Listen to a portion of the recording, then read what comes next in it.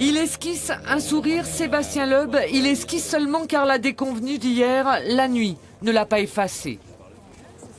C'est clair que déjà le temps dans la première, je l'avais compris que c'était possible de se battre avec les autres. Donc après, de faire une erreur comme ça tout de suite dans la 2, c'était bien frustrant. Et puis voilà, on a la confirmation aujourd'hui.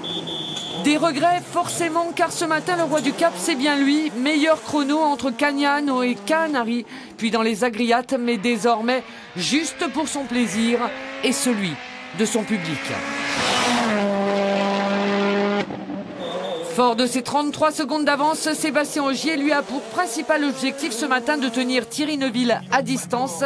En ligne de mire, un sacre sur ce Tour de Corse 2018 bien sûr. Et surtout, consolider son avance au classement du championnat du monde. Alors il gère, enfin, à sa manière.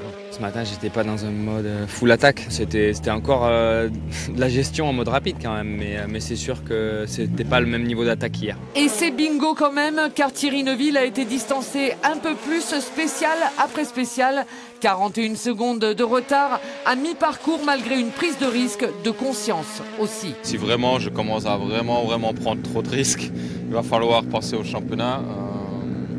On est passé quand même près quelquefois, que ce soit hier ou ce matin. Et voilà, on a joué un peu avec le feu. J'espère qu'on évitera ça un petit peu cet après-midi.